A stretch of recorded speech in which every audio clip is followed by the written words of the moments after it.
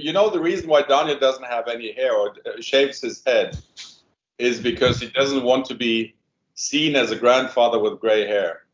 There's two ways to approach this. Either you shave your head or you dye your hair like I do.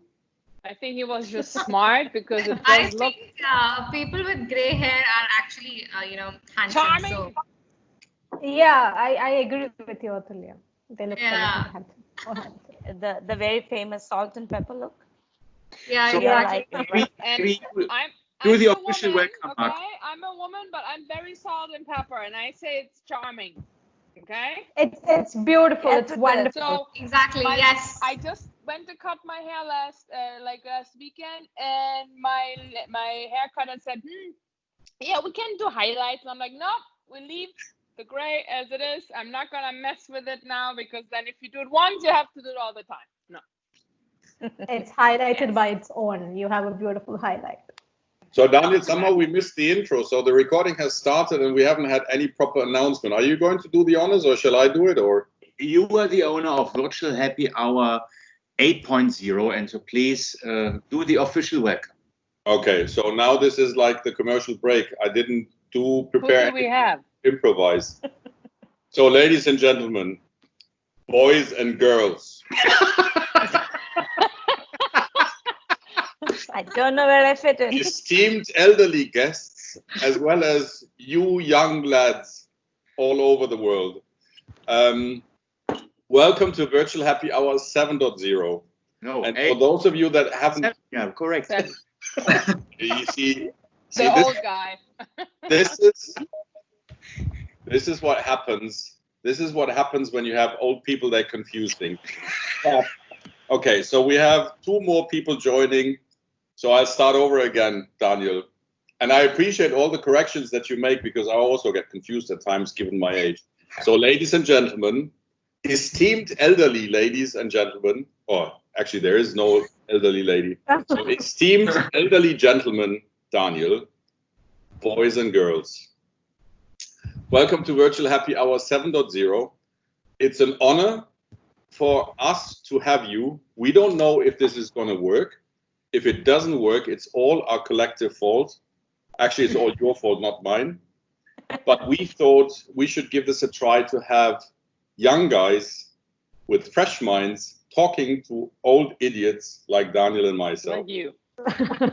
Because I call myself now as like the hybrid. I am not old, You are, okay? But I'm also not the millennial. so you're the interpreter, Nikki. So Virtual Hour 7.0, for those of you that are not familiar with the concept, we started in March when COVID started, put us all into lockdown, with Virtual Happy Hour 1.0.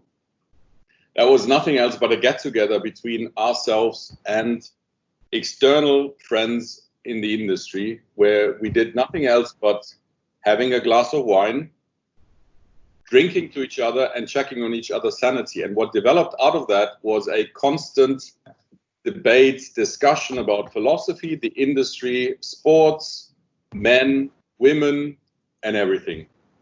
That morphed into Virtual Happy Hour 2.0, which we ran, I think, 3 times, which was the external perspective.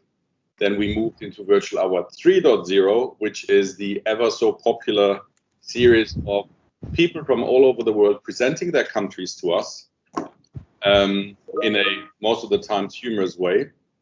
Then we had Virtual Hour 4.0, which was a virtual wine tasting, which had a little bit of collateral damage because we had to go through 6 bottles of wine, and some people weren't wise enough to invite enough friends over to their house. Oh, jeez. So there was a few people who had to go through 6 bottles on their own. Needless to say, that caused some collateral damage. We had Virtual Hour 5.0, which was a virtual cooking event featuring Nikki. We had Virtual Happy Hour 6.0, and now I'm getting lost because I'm getting old. That's the President's Hour. Oh, oh shit, how can I forget? So please edit that from the recording. We had the Virtual President's Hour, which involved the president of our company. So I'm in deep shit now that I forgot about that. And with that, I basically stopped the introductions. Last week, Daniel and I were debating, and we said this has been such a fantastic success, these virtual happy hours. We've had over 100 calls. We had so many people from all over the world connected to each other.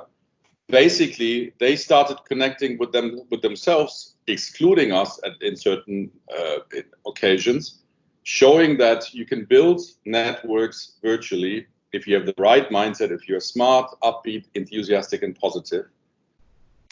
But what we realized was that maybe our biggest problem is we're debating with ourselves. We're debating within our generation, and we're not connecting with young people who are basically inheriting the shit that we started, and have probably a totally different view of the world and our industry. So we reached out internally and externally. I'm happy to see Dorian from France, who was invited by Christophe Imbert, a complete madman, young at heart and in brain, but old in age. I'm happy to see Maria, and I'm happy to see a lot of familiar faces some familiar faces from IBS and a lot of new faces from IBS. So guys, ladies and gentlemen, boys and girls, this is really about, for the first time, bringing together people that have just started in our industry, come with a completely non-formatted mindset and observe what's happening in the industry, meeting old men, salt and pepper style beard like Daniel, and dyed hair like me, Marco. And how and whether that works or not and what develops out of that, we have no idea. But this has always been like that. It's a spontaneous conversation about God, life, the universe, but primarily about aviation. So with that being said, I shut up, and I'll, Daniel, do you want to add something? And then we'll just see whoever has a topic to start. I'm just giving you a little bit introduction or the explanation of the concept and the format. So every virtual happy hour has a very limited amount of attendees. So today we are pretty large, 16 in total. Usually we are maybe 10.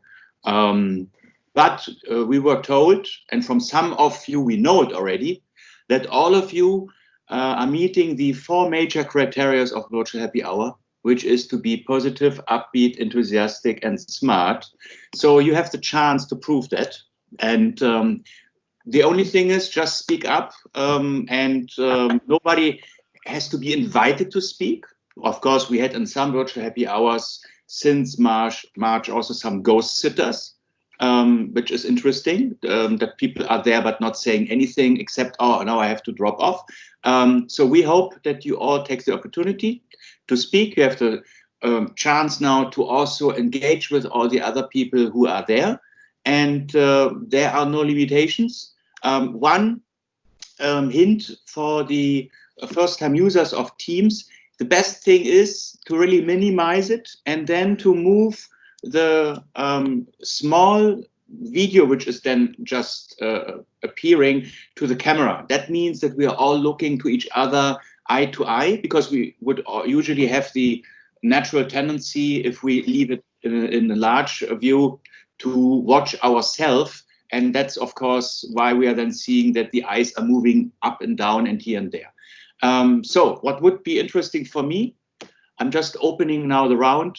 Why have you been motivated to join this virtual happy hour 7.0 after getting contacted from either your company or a friend? What motivated you to meet old people being way younger? And I hope somebody now says that simply because we wanted to tell somebody who was born in the 60s that he doesn't need to explain us how to use MS Teams.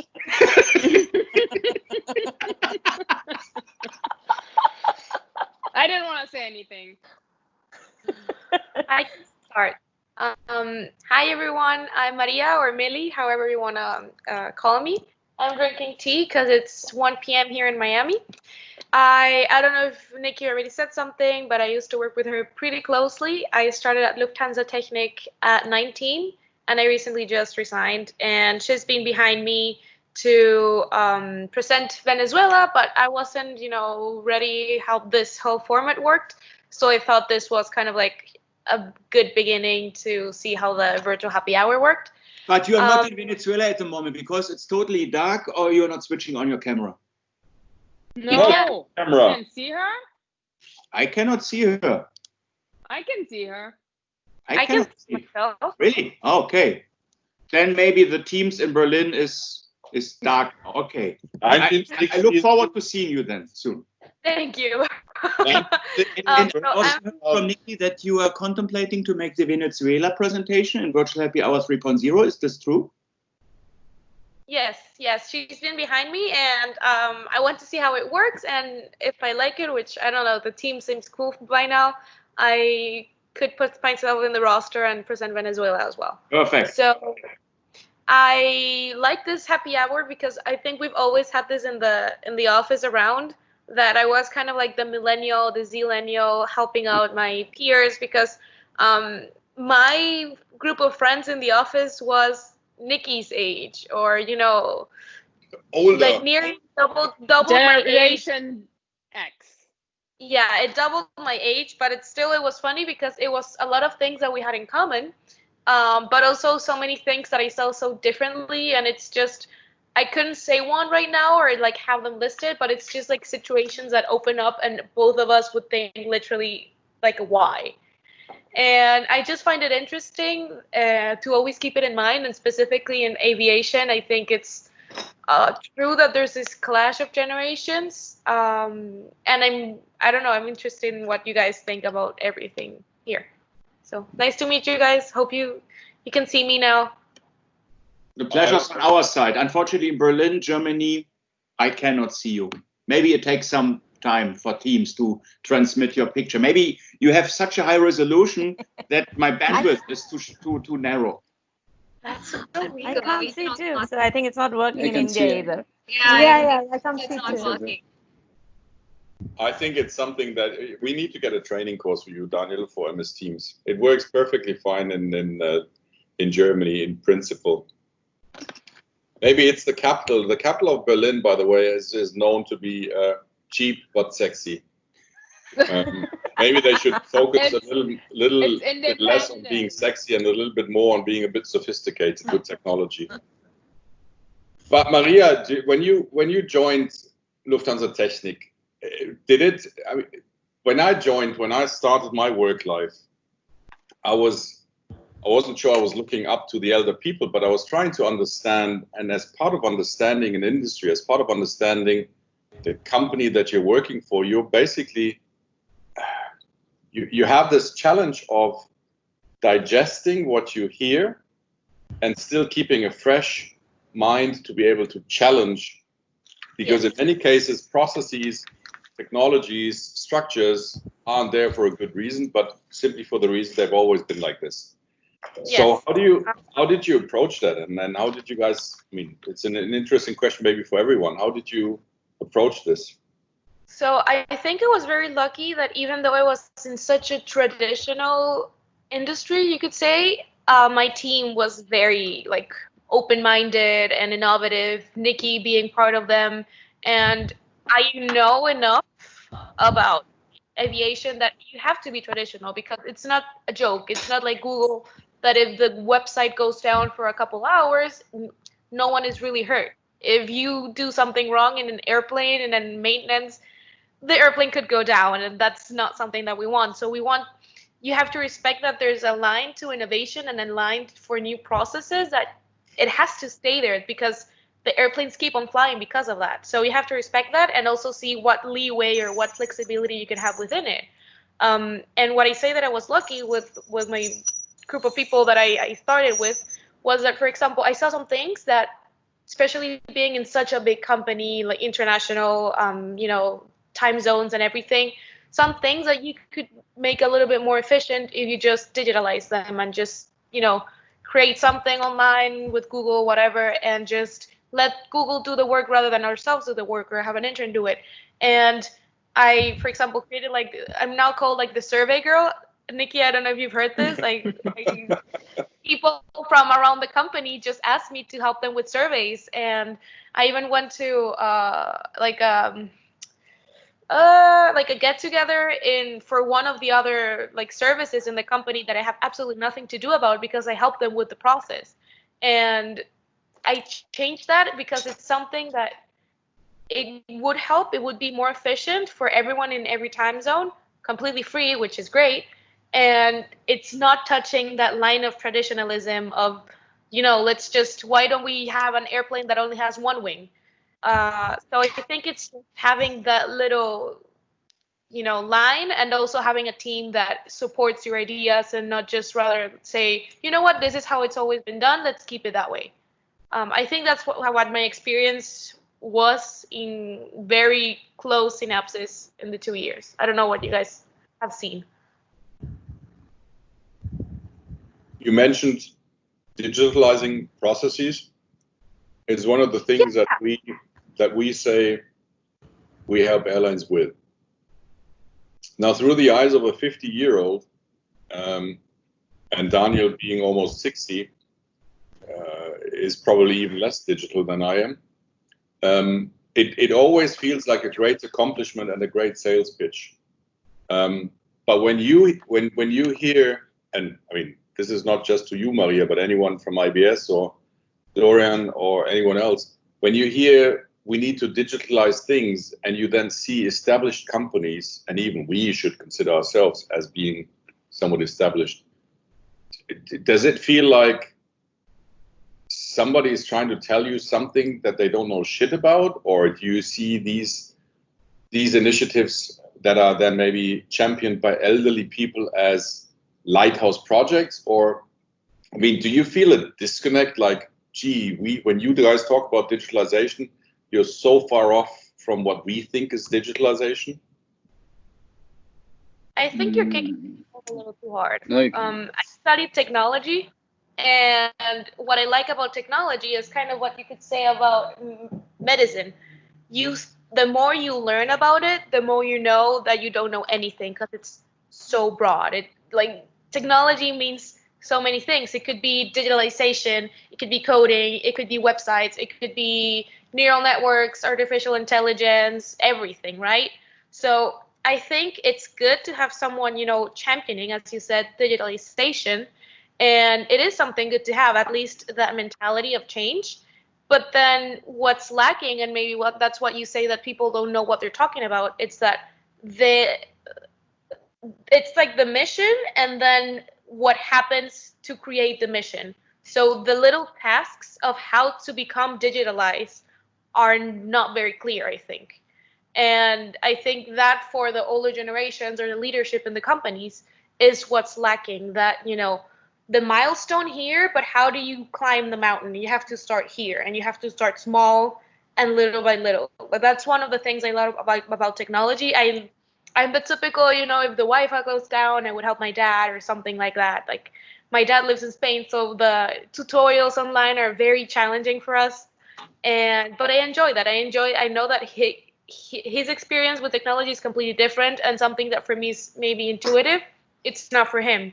So it's, again, the give and take. So if this person wants to arrive here, they have to want it, but also have put the effort to start here. And you're not going to be the best at the first try, and then you're just going to get more savvy. It's the same like with Microsoft Teams. Everyone was extremely awkward at the beginning and just using it because you have to. And then it becomes intuitive, and then you have the Teams, and then you use Planner, and so on and so forth. So I think it's good to have that initiative, and what's lacking, or it needs more improvement or effort, it's just the little tasks on how to become more digitalized. Not just say it, just like Teams is a good effort right now. Say, let's move everything to Teams. Let's not just, you don't have to meet in person all the time or have to send emails back and forth. Just put it on a shared PowerPoint, and that's it.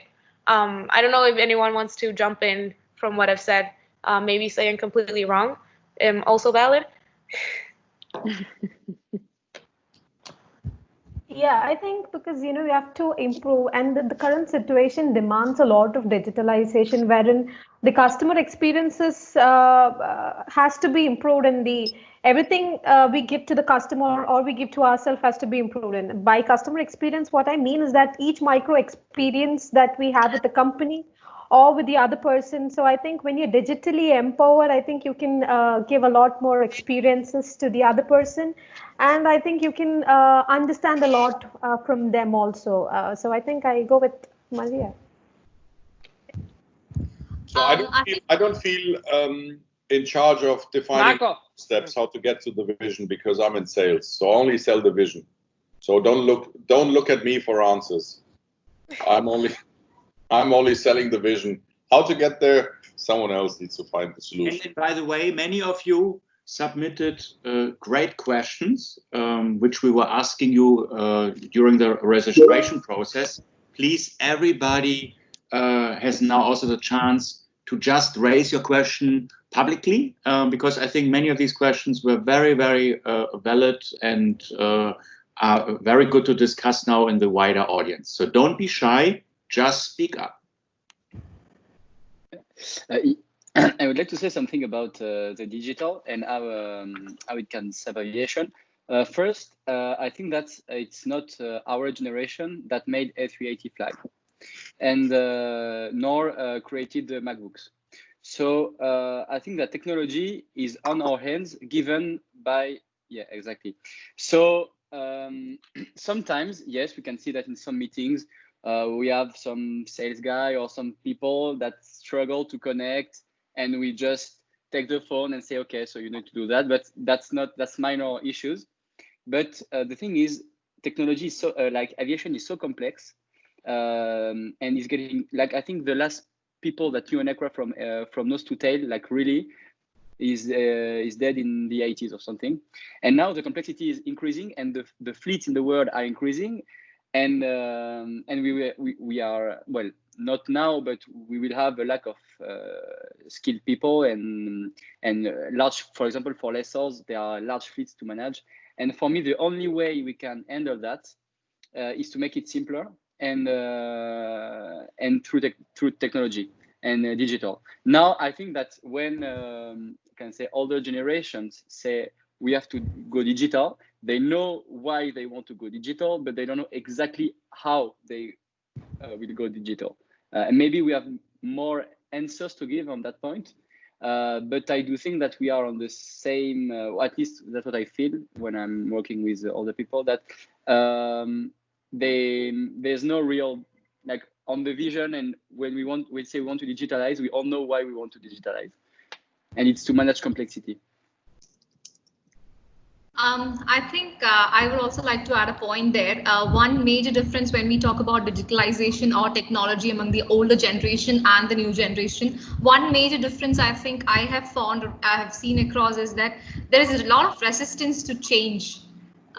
Once you decide that you need to change or you need to understand it better, it's simple. Technology is very simple. It makes your life easy. But I think once you learn to accept it, or once you're ready to accept it, you unlearn whatever you have learned in your past and then accept it, I think it would do wonders. It is just simple as that. In one button or in one touch of a button, you are there wherever you want, around the world, across different globe. I mean, wherever you want, you will be there. So technology is easy. Just, we need to be a little more flexible to be there. That's a very nice statement, Artur, because I'm always saying in sales situation, talking with people around the world, that digitization is not about technology, it's about the human beings, because they need to adapt processes, behavior, and they have to enable the change. And unfortunately, that's what I learned. Only, I think, 20% of people have a change gene in their DNA. So that's very important to identify these people, like you have been identified to be qualified to the virtual Happy Hour 7.0. So I can only recommend you also, because you learn a lot of things in school and at university, but all these human behavior, psychology, what is is the thing of people. I think that's very often a shortcoming. So without being asked for a recommendation, but I can strongly recommend to put a focus on that, because at the end we are all human beings and the technology is just an enabler. And I think we are currently benefiting from technology because without being able to travel, we can all connect and we can virtually meet today. Actually, I would like to add a point. Yeah. The thing is that right now we are in a pandemic and we need to do more social distancing. So right now our airports are all so congested that social distancing is not possible in airports. So this technology is enabling us to do the contactless check-in, the security, all those stuff. Even the bag tags can be taken by us using the mobile phones. So this is actually an opportunity for the airlines as well as the people to improve their life. Yeah, for me, there are two topics. I would say there's technology and there's digital. And for me, technology, like aviation, is about technology. It's in DNA, always improving the different systems and the different. But now we have a new trend. It's not a trend. It's actually it's a need, because we will not be able to provide flight tickets and safety and quality at such a big scale without technology. Without Yes. digitalization. And for me, that's more than just a fun stuff to do because it's more user-friendly, or of course we need to do it user-friendly, but it's more about a real need. And if we don't do that, we will be lost in the amount of data, and we will have lacks of quality.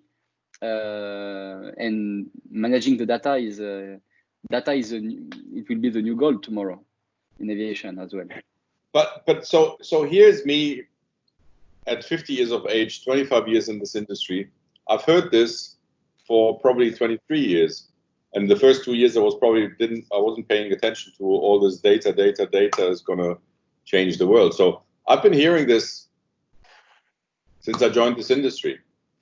So are we particularly slow, or is it what Daniel was referring to, that it's really the mindset that prevents change?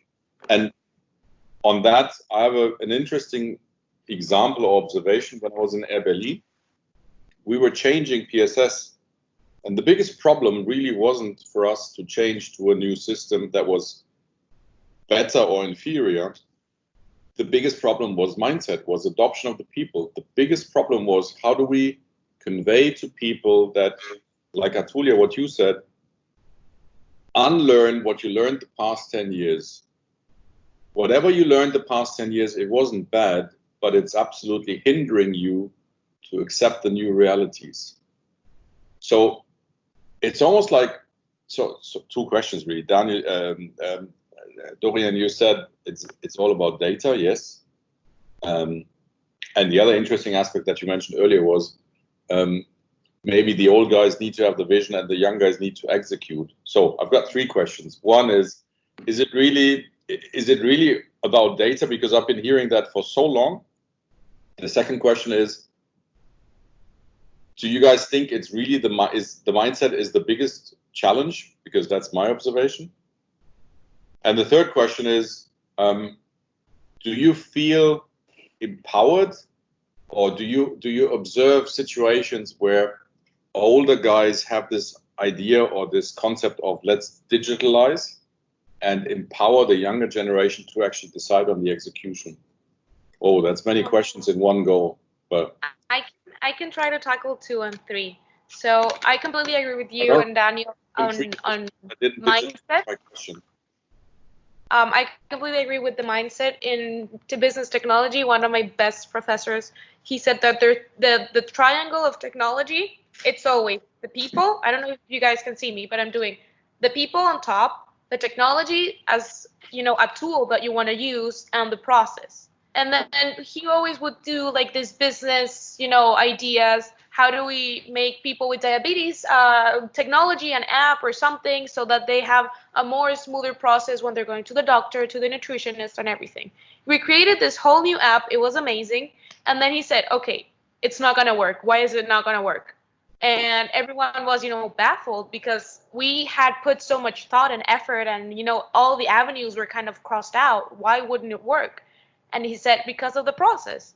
The patients do not want to change the process they're used to. The doctors do not want to change the process. The insurance, the hospitals, everyone involved has to change the process in order to adopt this new technology. I think even before the pandemic, all this new technology was already available. Teams, for example, was available. Contactless, to a degree, check-in was also available. It wasn't being widely used because it's routinary. My dad, he seems more reassured having the ticket from someone, from a human, that he's getting into the airplane. I also could say that I have some generational bias. I prefer, if I have an issue, not chatting online or emailing. I prefer to call whatever company I have an issue with and speak with a human. And then you have the even younger generation, like my sister's age, 10, 12, 15 years old, that everything they do is online, and they have communities of friendships that they have never met. And that, for me, it's completely wild. So it's just not saying, I've never done this before, blah, blah, blah. I think that's why I said that leadership is very important, that they have this idea and this want to change and become more digitalized. It's okay if they don't know how to. It's fine. But having that open-mindedness, that, for example, what I said is, I was lucky enough that my team had that. Open-mindedness that, yeah, I'm not the expert at this at all, but I'm opening to learning and messing up maybe sometimes. And, that's how you learn. That's like a sport. You're not going to start in football being a Messi or a Ronaldinho. You have to stumble upon a little bit, and then you just, like, little by little get more technologically savvy. And it's just how it is. For example, I would never have, like, a physical planner where I write down what I have to do. And it's because I grew up that way. And for me, if someone told me it's more secure to have a physical planner where I write down notes with a pen and paper, it would have to take effort from me, because it's, having a pen, having a note, having everything on my purse, bringing it around. So it's just, I think, a change in mindset. And for what you said about empowerment, again, I think it's just that if you have that openness of learning and stumbling and having counseling from someone who knows better, and then having someone who actually helps you out, I think it's like the perfect combination of both, like, experience and skills. Can I say something, Maria? Have you told Maria about the women's panel we are organizing with the Virtual Ops Community? Maybe she wants to join there too. Okay. Yeah, I told her, I didn't tell her in detail yet, but I mentioned it in the women's panel that I think it's good to have the generation or the millennials or younger being part of it, because they also, maybe have a complete different idea on if they are a minority or not in this business. Like we talked about, technology nowadays, way more women study it. 30 years ago, women were, like, afraid of going into engineering, But so I agree. I think. Can I say something to Maria and everyone under 30 on this call? Keep messing up. I liked that quote. I like that use of terminology. So, and all I can say is, I'm not sure I would have wanted to meet Daniel when he was younger. I was difficult enough when I was younger. I wouldn't want to know what Daniel was like when he was younger. But I'm sure we were messing up. And I think the things that keep us a little bit younger at mind is because we like to challenge and we have this intellectual curiosity. And we like to ask questions like why and why not. And in that sense, and this is not the closing statements on this call, because the call is going to go on for some more time. But all I can say is, because I like that word or term. He likes to mess up. Keep messing up, guys and girls. We need. I think that's also the only way how to drive innovation, because it's a bit like trial and error.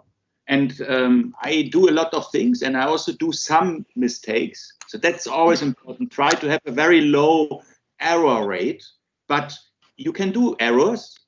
But please do an error only once.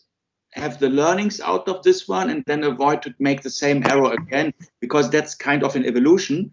And the only way of not making any error is by doing nothing. And if you do nothing, That's there's the so-called boiled frog syndrome, which means that if a frog is sitting in a bowl of water and you start to boil it, he's not realizing that he get cooked.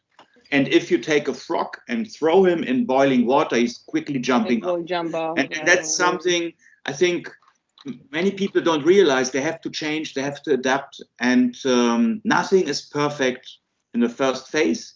I think it always comes also, what is the education system, what is the society, and all that stuff. But I think I'm going through life with 80-20 rule, because if I'm trying to close the gap from 80% to 100% perfection, it's so time consuming. And I think WHO is also saying the same. Speed is more important than perfection. So that's something. And Marco, to your question, why you are hearing 23 years the same and why in aviation nothing is really moving on. I just posted in the chat notes the article To Mask or Not to Mask. And it's explaining a bit how teams are built. And that's something, unfortunately, I learned this very, very late in my life. But that's something which is, I think, very important, because if teams are all made with the same mindset, with the same kind of thinking and pattern and belief, I think that's not working. You always need kind of rebels. You need to have challengers, mavericks, who are then also stimulating in the team, thinking out of the box and so on. And I think that's the reason why aviation is not moving on, because the people all share the same mindset, because they are all selected based on never compromise on safety, following the rule, following the process. So that's why I think these people don't have the affinity to change, because the process, once it's there, you have to follow it, and you're not questioning this process next day. Oh, why this process is not like this and this. So the operations manual of an airline is written down, and you go for it. And I think that's the reason why digitization and airline business is a bit trailing behind, my opinion. But I think it's like what everybody said. I mean, at the end of the day, it's the comfort zone thing, no matter if it's private or in work life. If you're outside your comfort zone, you're not going to do it. You will stay in your relationship, you will stay in your job, because not everybody wants to risk something that they don't know. And if you tell an older person, hey, let's change a process, then they think, why should we change something that works? Why? Because then he will be, or she will be, a newbie on something that they mastered for years. You know, I mean, I work so long now with the airline that I remember when we went from paper tickets to electronic. And what Maria said earlier, some people need something in their hands to think it's legit. They don't want to say, oh yeah, I have a ticket number here on the phone. Then they will say, well, does that count? Yes, it does count. It's completely. But the comfort zone is the problem. And the process to change it is probably not a big deal. But to get a person that is completely comfortable in something, to change something, even if it's faster and easier, but just to accept it is the difficulty. And that's where we need the young generation to actually push you, to show you pretty much, look, that's how easy it is, and then you get comfortable with that. I think question. Yeah. I go on, Srila. I'll follow. That maybe, I think ultimately it's all about. Yeah, I think ultimately it's all about to fall in love with yourself, and that's the secret of happiness. If you believe in yourself that you can do something, and you know, if you tell yourself that yes, I can also be part of the millennial even if I'm old, or I can also be part of this technology even if I'm old, and even if I'm having a salt and pepper look, yes, I can do it in a better way than you do. The millennials, I challenge you, and I think that is the attitude we all need. And we all have to tell to ourselves that if we tell ourselves that we can do it, then definitely, yes, we will do it. So I think that's all about the inner confidence that we have within ourselves. Just a question. Don't you think our mindsets are very much influenced by the situations we are in, because, you know, from my personal experience, my parents were like always no about online money transfer or using, you know, Apple Pay or something like that. But now when COVID hit and then they can't actually transact with cash in hand, I have my parents calling me up, how do you install, you know, the paying wallet in your phone? So I think a lot of mindset is also influenced by the situations we are in.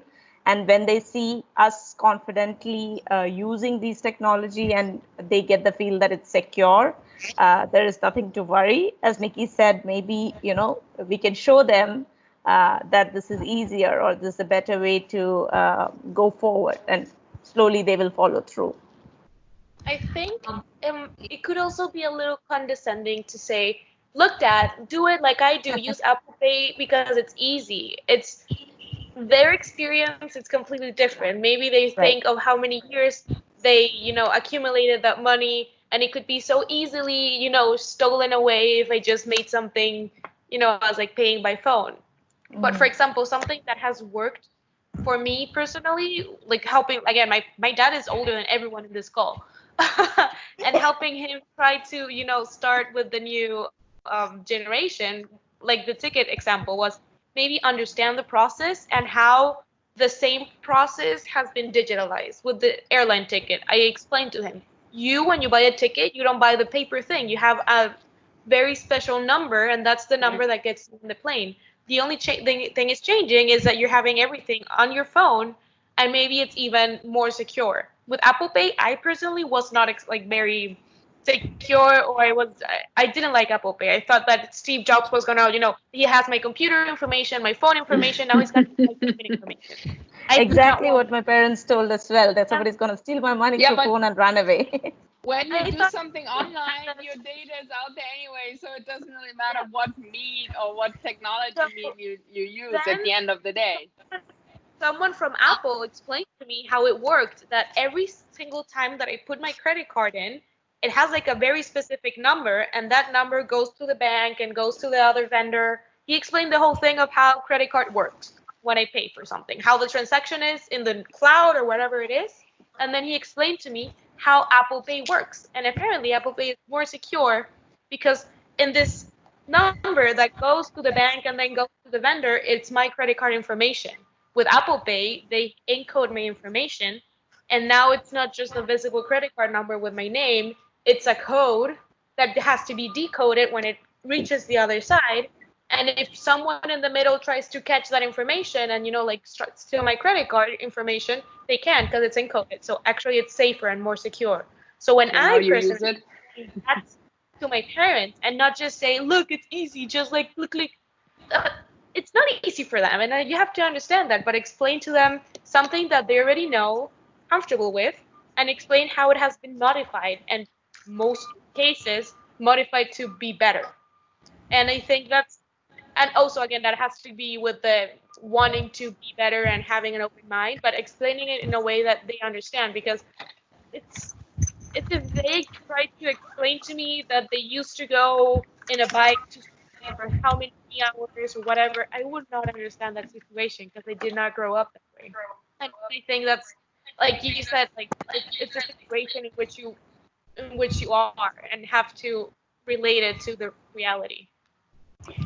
I think I would also like to add one point there. I think the older gen people actually they have a lot of values. Maybe they have been taking that from their parents, and it's like old passing on.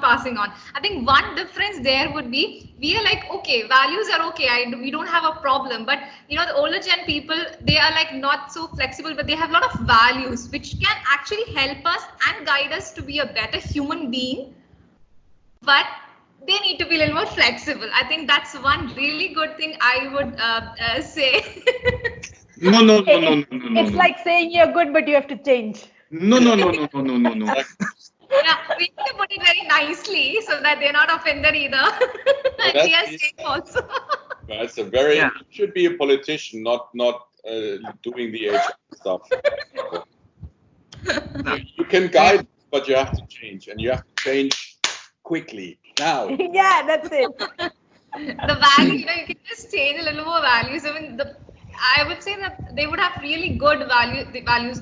They know how to talk to people, or all those things are really full of knowledge. But it's just that with our generation, we are a little more. We're not patient enough to go through all these processes, and we are not patient enough to just complete it at wait there and see in the queue what happens. Oh, this is my money, I will take it and then I'll give it to you. But for us, it's like, okay, you take the money and give me the stuff, that's it.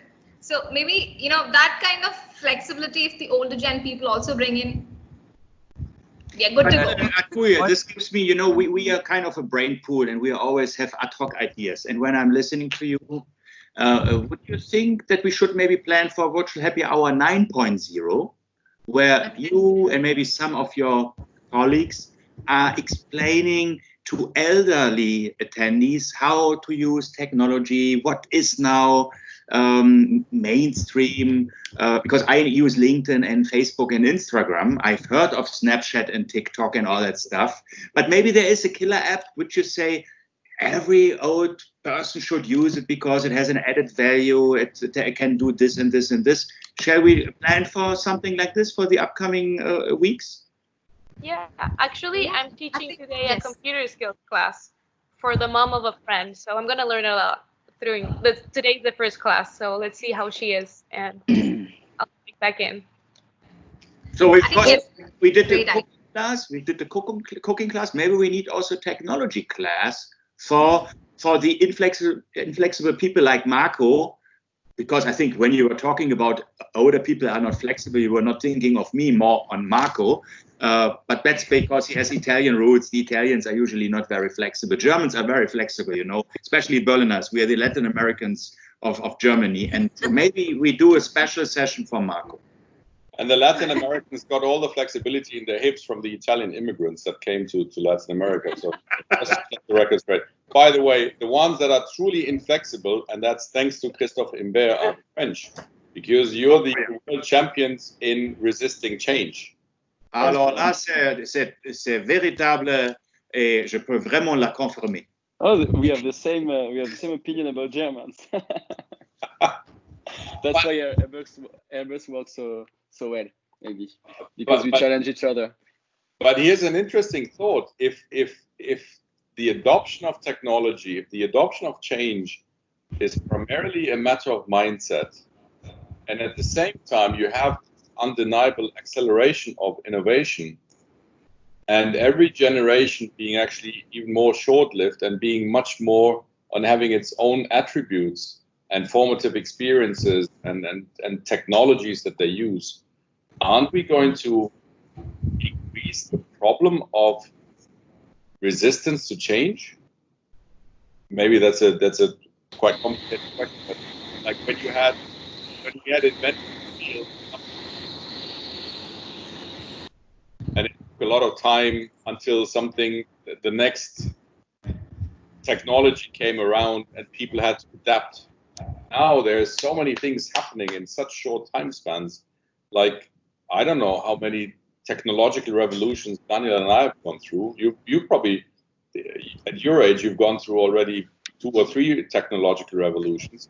And if that span of innovation gets even shorter, but at the same time, our ability to adjust to change is going to increase as human beings, aren't we going to have even bigger generational clashes? Except for young, good-looking guys like Daniel and me. I don't think so. And Daniel, I had a comment about what you said earlier about that nothing changed during the 20 years. It depends from what perspective you see aviation. Aviation as a product, as an aircraft, for example, or aviation as a service.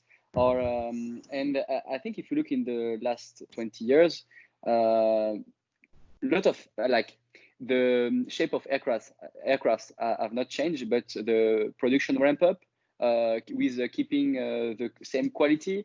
And as well, if we look at the end with the crisis, it's the end of an old system, kind of. And now we see that low-cost carriers with only one model of aircraft, with like Ryanair is based about an app. And maybe in the future it will be like Uber. Some people will have an app, and you will have people owning some aircraft that will just put aircrafts and available, and some other. We can maybe think about this kind of model. So I think that the product is already here, and there will be some improvements. And as well, I think we shouldn't be too tough about aviation, because it has very strong barriers, entry barriers and money barriers. And when you invest on a program, you need to have a return on investment, and it takes time to have this return of investment. So that maybe could explain why there's no such innovation as the period where we had the Concorde and that kind of stuff. But the innovation are maybe not on the airframe, but maybe more on the service. Now, Qatar, like the carriers are proposing to have contactless payments. They are rethinking their business models. Like, we have seen a lot of innovation in business models, in optimization. Ryanair has reduced its staff drastically with designing a very user friendly, like UX app. So, and I think this crisis will push digital, not only because we like digital, but because it saves time, it saves costs, and it's more about, at the end of the day, it's about financial. And we are not, the customer are pushing for digital. It's customer that are pushing for digital, not just innovation has to be made because people request digital now. You're totally right. You're totally right. I can sign everything. Of course, since we have 2007, the iPhone, and now Apple Watch, and now boarding passes are on smartphone, on Apple Watch. We have paperless, contactless, all that stuff. But that's all what is visible to the passenger. I'm in my business. It's exactly behind the scenes in the ops control centers and the crew planning. And I give you one sample, which is still for me striking. Why, if you are at the gate waiting to board the aircraft, why we are still having needle printers, which are printing out very long passenger list and all that stuff. So that's for me one proof where we are still in the middle age of technology from the 70s. I'm telling you, some airlines use systems from the 60s. And all this is not visible for the passengers. So that's why I'm saying that's something which is costing exactly the airlines a lot of money, because decision making is very slow, is reactionary. At the end, the passenger is suffering because we have a lot of delays, we have a lot of cost for passenger compensations and so on. And that's something where I hope, and that's exactly the challenge for the industry, because when I'm asking all you, do you like to work for a company where you are looking on screens with green letters on dark screens? So with computers from the 60s and 70s, is this something which is appealing for you? Who from you? Half of the people in the call don't even know what you're talking about. Exactly, and that's the problem. That's the problem for the industry. They need to attract fresh blood. And I will never forget Donny, my friend from Memphis. He was last year in Berlin at the Ops 2020, which we did in person. And we were not talking about a crew member or pilot shortage. We were talking, that was a topic a year ago, but we were talking about crew scheduler shortage. Because who wants to become a crew scheduler working with old technology, rigid processes, no creativity? And that's exactly the topic which needs to be solved now for the industry, because airlines are competing, if it comes to technology and companies, with the very sexy, fancy startup companies, with companies who give more freedom, working from home, considering balance and so on. Of course, all this is now also kind of addressed because COVID-19 is questioning a lot of topics. Why you can not work from home while working for an airline. And many airlines had to do it because by the way, it's not social distance, because we're all socially connected. It's physical distance. So while considering physical distance, still keeping operations running via technology. Suddenly all these things are possible because there's an external factor which is putting a lot of pain. That's important. If you want to trigger chain, you need to find the pain spot. And very many people don't feel enough pain for change. And now everybody is scared, and suddenly change is possible. There's no time to discuss anymore.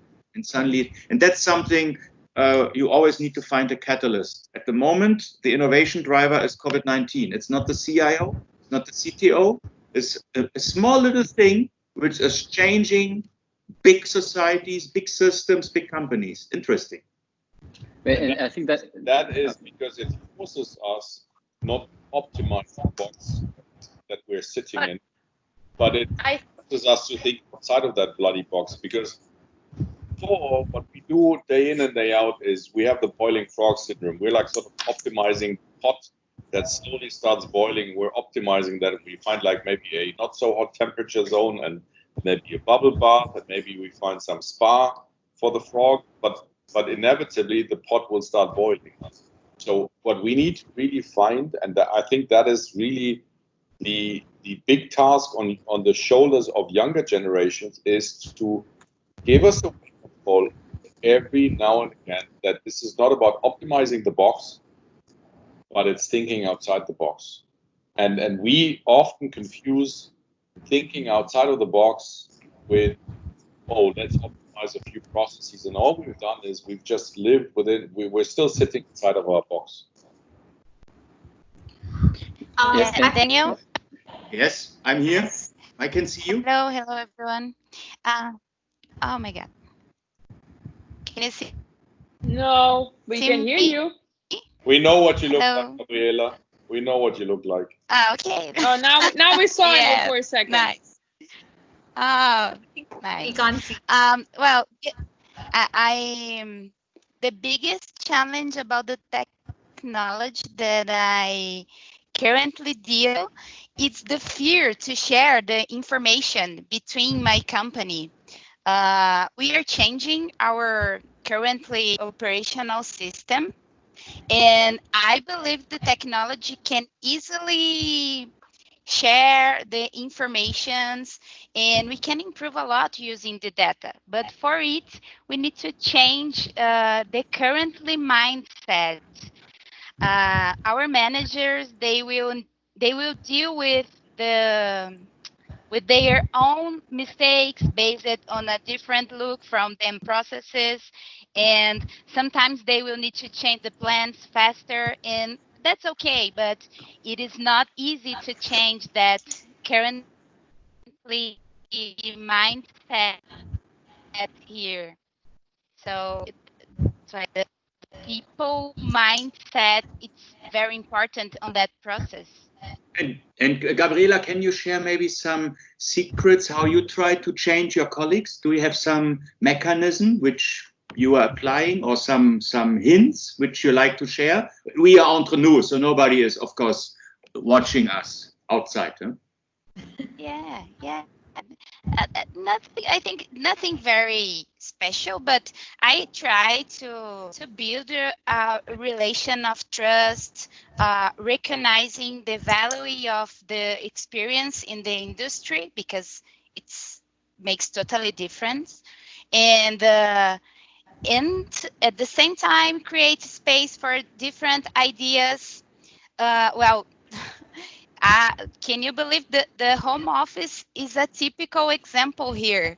The most experienced guys don't like very much that format. You know, we used to work at the same way for years, side by side, and at the same room. And I believe now they have to adapt, but it's not because they wanted to. So, but now they can see it works, and sometimes it's better. So, but we needed to. I try to build that good relation, because the experience have that value. But if we can put the experience and technology together, is a better scenario. Yeah, I do agree. Yeah, in fact, I think that at least in my company, like, old people have a lot of experience, and when you need to go into when you need to digitalize a topic, actually, the topic is always so technical that you need help from older people, because they have all the detailed experience and be careful because you will have this issue. And so I think we will not be able to change the aviation without working together, because every generation has something to bring, and really without experienced people in aviation, as it's very technical and it's a specialist world. And I think the early retirements in aviation will be in a part, maybe it will refresh in the long term people, but on the long term, a lot of knowledge will go away, and that's a big threat as well for development. When knowledge goes away, I mean, this generation relies on, my kids' generation relies on Wikipedia. So there's no such thing as an encyclopedia in learning. It's like you Google it, if you don't find, if you want to have some trusted source, you just go on Wikipedia. So don't you think, Dorian, that this knowledge also will get digitalized? Yeah, maybe, but aviation is like a niche, like in some technical topics. It's so technical that you will have like 3 people in the world that are really expert on that. And well, you can do that. You can always find, but at the end, it will take a lot of energy and a lot of time. And if we want to move fast, we need to have this knowledge. And for how to make an airpod, maybe we can find that on the internet.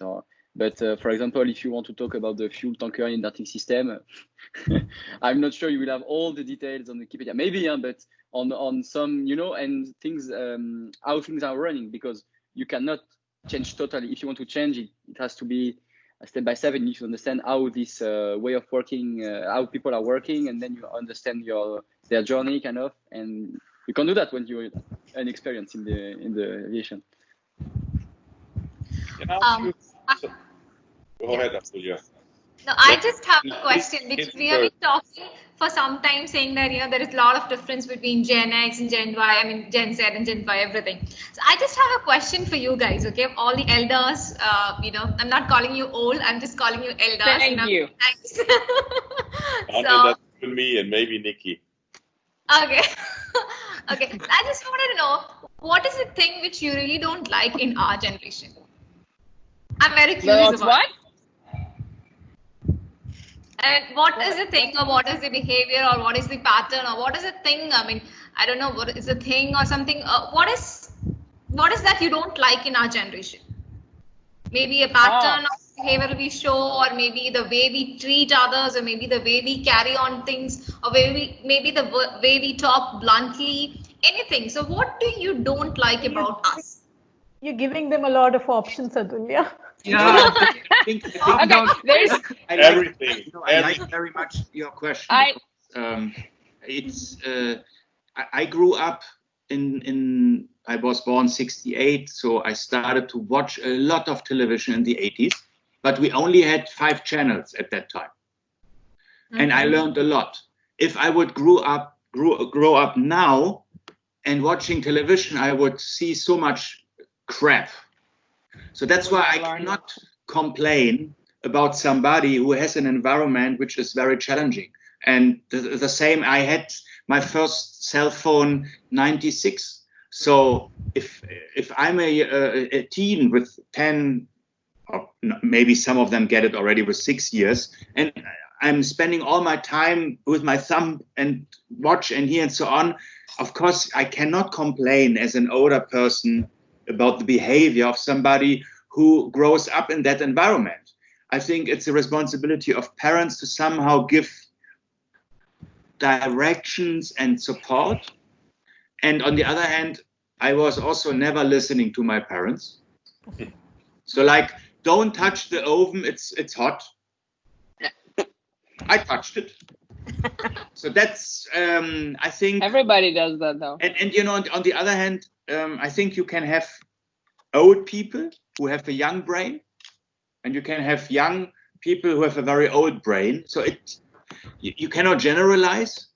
And on the other hand, I'm currently I'm in a co-working environment where a lot of young people. And one thing which is always striking me, they're not greeting. So they're avoiding eye contact. Is it because I'm so old that I'm not worth to say hello? So that's something on one hand, I'm a very old-fashioned guy. So being punctual, being nice, greet. So that's something, that's our traditional thing. I think maybe it's cool not to greet somebody. When I'm watching sometimes some Instagram posts where people are not even looking in the camera and posting pictures, I'm always making like this, yeah. But it seems that people don't smile anymore, and it's cool. But that's the mainstream. Yeah? So maybe one day it will get the mainstream in your generation, and then maybe you'll think about me. I think just to make it short, because otherwise we run out of time. To answer your question too, from my point of view, I don't think who are we to judge, because we grew up, or I grew up in a different time than Danielle, or even 10 years younger, but still 20 years older than Maria, which is just said, and we didn't know any other way, and you don't know any other way. So I cannot say, well, I read way more and I played outside if you don't have the opportunity to do that, okay? So, but there are attitudes, yes, that that I think I pay attention to, that I think maybe the generation or the millennials or the generations that could pay attention to, and then there are things that I believe are awesome. And just to make two small examples, I believe what I like in the generation is that they are way more fearless. They have the attitude, hey, I can accomplish anything. Just give me an iPhone, sort of, you know. They can build cars with an iPhone, and the latest, not like they don't. They have these. They get way more. I think this motivation also from parents or from the older generation. Hey, you can be anything you want. I mean, even president of the United States. Geez.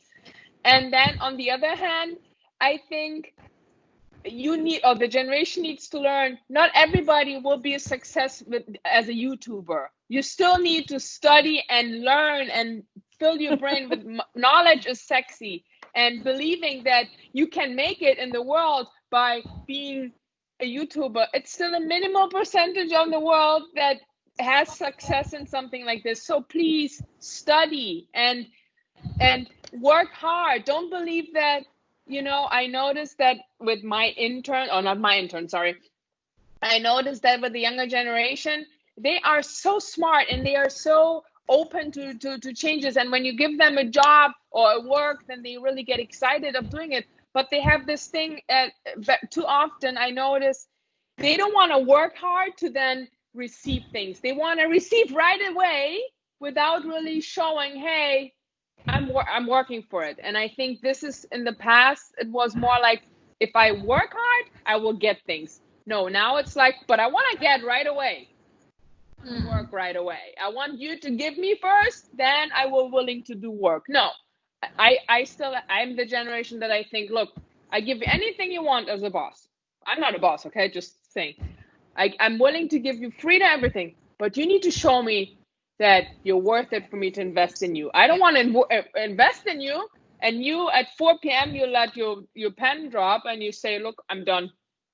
You know, this is what I think. You need to find the balance with the young and the old generation. But otherwise, I always say, guys, the next generation is always the future. So go for it. Empower them that they can, you know, have the means. We need to create the means for the next generation to be able to be successful.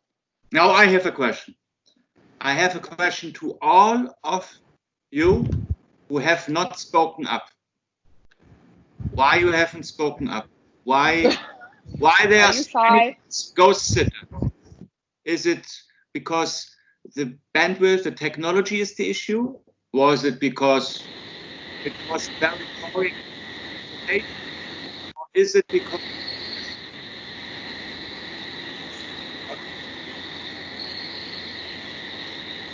personally, I would say I've lost it most of the times. Like, the topics have been shifting. I've been thinking about something and it's going on the next. One time we were at talking about like cashless transaction. We were at aviation. We were at generation. I was like, See, sometimes the old guys are faster than you young guys. Yes, yes. That is the reason they are called wise owl, and we are learning that. Yeah, we're learning from you. Your experience that's- makes our things very cool. So No, it's something, and it's for one of my colleagues who likes now maybe this concept. It's a question of left brain and right brain, and I'm using very much my right brain, and maybe that's the explanation. That maybe some of you are very much focused on the left brain, which is very important for certain tasks. Maybe that's the explanation. But that I'm just also guessing. has something to do with being lefty and a righty, I think. Yeah. Using which brain side you use more. I don't know. So shall we plan for another session, or was this a waste of time? What's your quick feedback? You can be very blunt. Completely waste of time. Please Good. give me back my money, everything. But then we are not. Did you pay for that? I'm not expecting from the ghost sitters to make a rebellion now. So it was nice to meet you once. We will never do this then again. Just kidding. no, I think. I think this was really fun. I mean, Yeah. Yes, Exactly. it's fun. Exactly. After such a long time, I am meeting people outside my home. So this was absolutely wonderful to hear, from people from all over the world. I would say it was nice. I think it's So I did something, in the chat notes, there is a treasure of information. I shared with you my 8 books you should read before you die. I shared the official booking link for the virtual happy hour 1.0.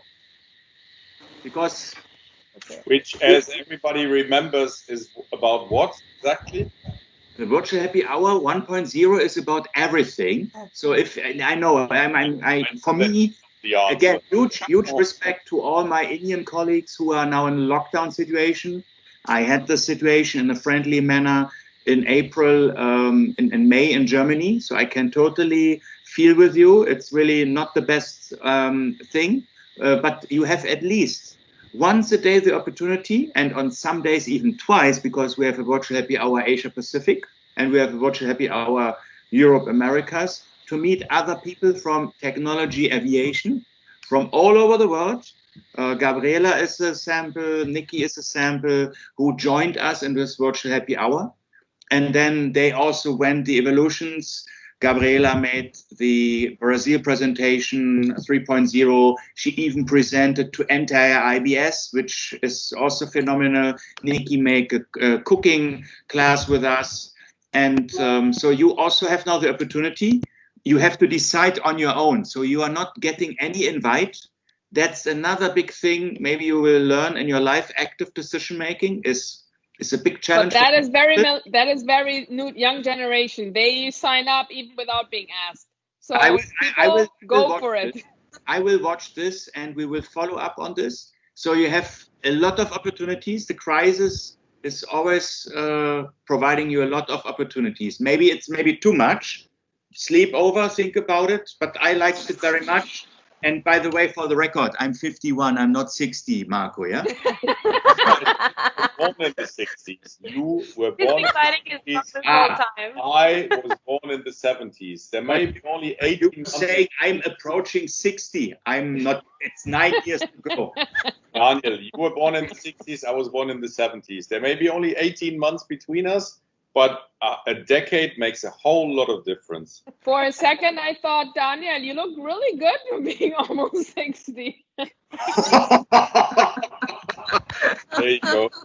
But I worked with him 15 years ago. I worked with Daniel, and I cannot remember that we were so far apart. So. And I was having full hair at that time, isn't it?